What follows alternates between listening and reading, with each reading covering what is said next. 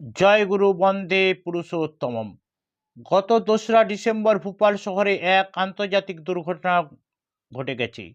বলতে গেলে সাম্প্রতিককালে সবচেয়ে বৃহৎ ও মর্মান্তিক দুর্ঘটনা ইউনিয়ন কার্বাইড ইন্ডিয়া লিমিটেডের কীটনাশক ওষুধ তৈরির কারখানায় ট্যাঙ্ক ফেটে মিথাইল আইসোসায়ানাইড যা বিষাক্ত মিগ গ্যাসে প্রায় 2,500 মানুষ মৃত্যুর কোলে ঢলে পড়ে 2 লক্ষাধিক লোক অসুস্থ হয়ে পড়ে। এই দুঃখজনক ঘটনার জন্য দায়ী কে?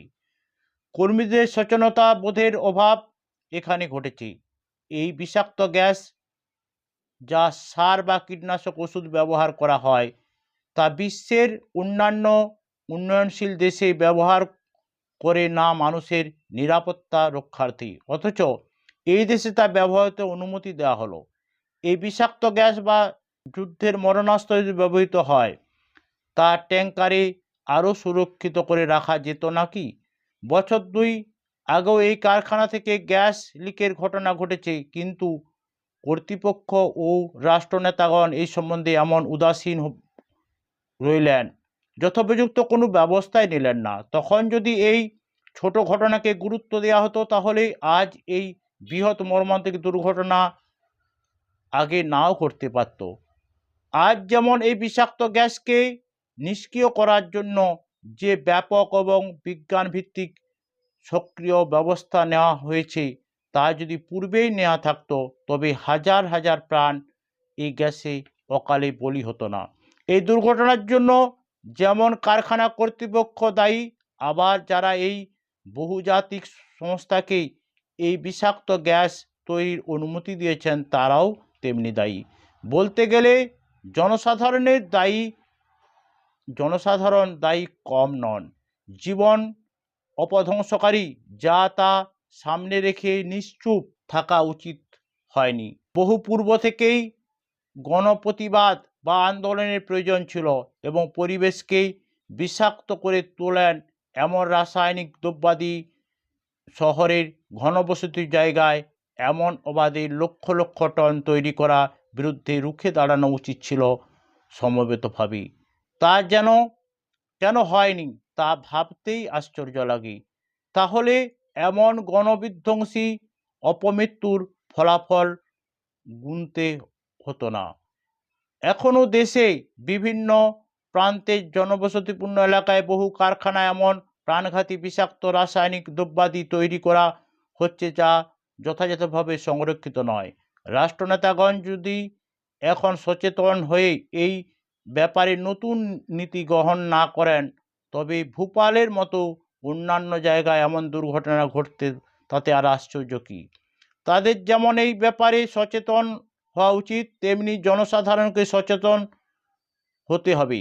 নইলে নিজেদের মৃত্যুর জন্য নিজেরাই হতে হবে, কেটে বা রক্ষণ করতে পারবে না। নিজেকেই বাঁচাতে হবে, পরিবেশকেও বাঁচাতে হবে। এইটুকুই তো সত্যিকারের মানসিকতা। একথা আমাদের ভুললে চলবে না।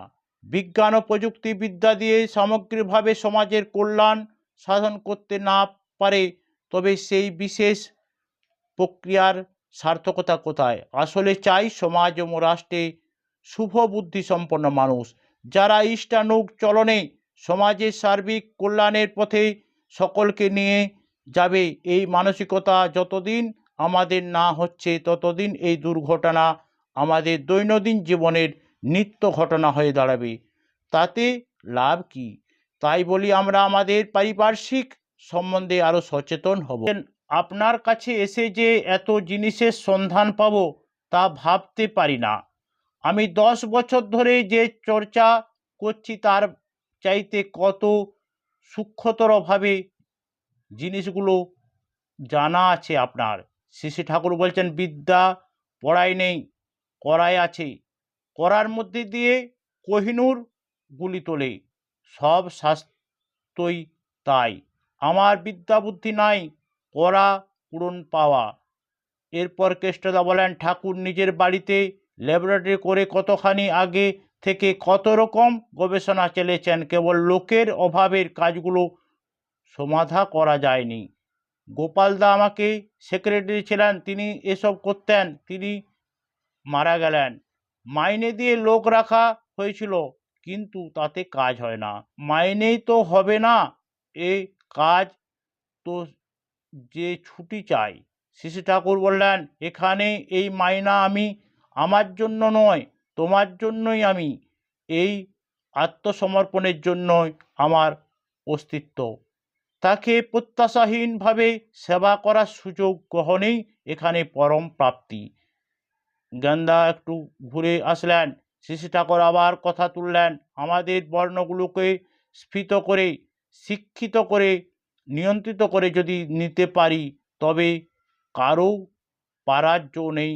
বৈশিষ্ট্যগুলো নষ্ট করে দিয়ে, প্রতিলোম করে দিয়ে লাভ নেই।